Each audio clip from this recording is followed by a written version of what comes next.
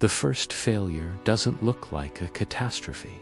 It looks like a delay, a shipment that doesn't arrive, a power flicker that lasts a few seconds longer than it should, a water pressure drop that makes you pause mid-task. The danger begins in these quiet deviations because modern infrastructure is designed for efficiency, not resilience.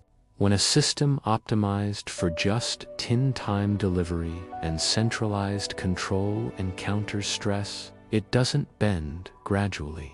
It fractures in stages, and each stage compounds the next.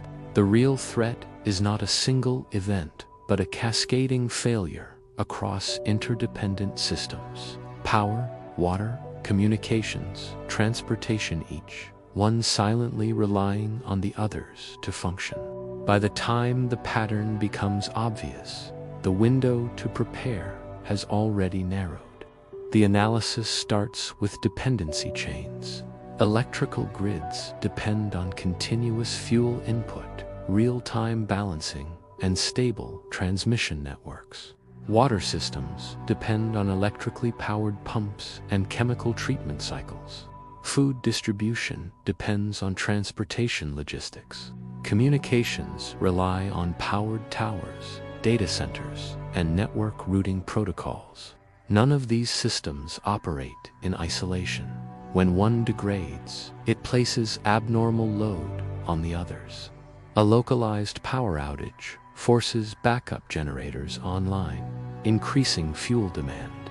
Fuel shortages disrupt transportation, delaying repair crews and resupply. Communication gaps slow coordination, extending recovery times. This is not hypothetical. It is a predictable outcome of tightly coupled systems under stress. The secret is not hidden in obscure theory. It is embedded in how modern systems prioritize efficiency over redundancy. The common misunderstanding is that survival begins at the moment of visible collapse. People imagine a clear signal, a blackout, or a sudden crisis that marks the start of action. In reality, the most critical phase is the pre-collapse window, when systems are strained but still functioning. During this phase, small decisions have outsized impact. Waiting for confirmation is the most dangerous instinct, because confirmation arrives only after systems have already failed.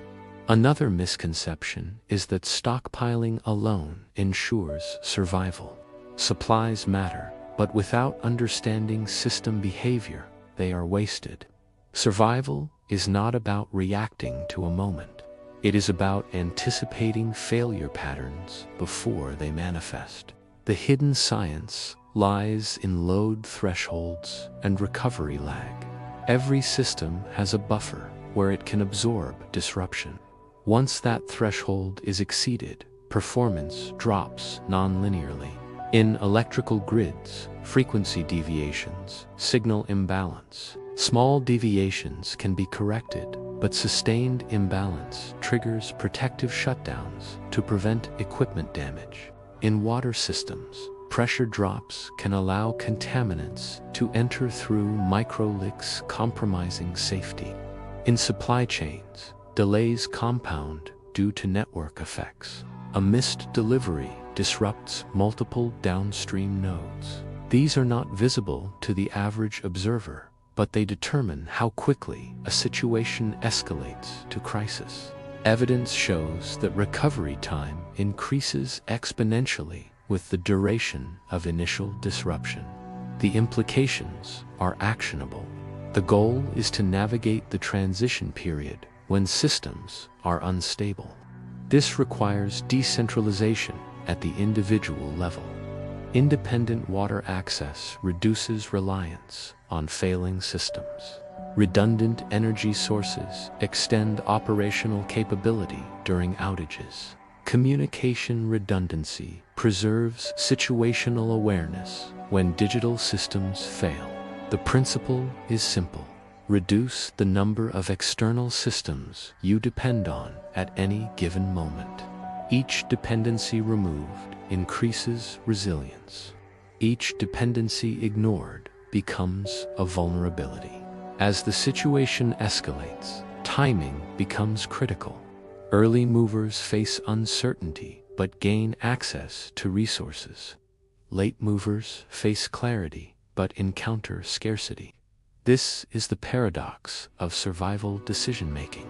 When supply chains falter, restocking becomes unpredictable.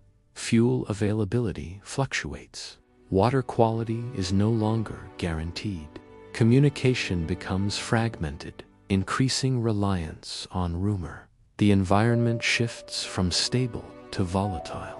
The correct response is calibrated action based on system indicators, not emotional signals. The transition into full disruption emerges as a pattern. Longer outages, slower responses, inconsistent services. At this stage, the question is whether systems can recover at all within a meaningful time frame. This is where the hidden plan becomes essential as a framework for decision-making under uncertainty. Understanding how systems fail allows you to move before failure becomes irreversible.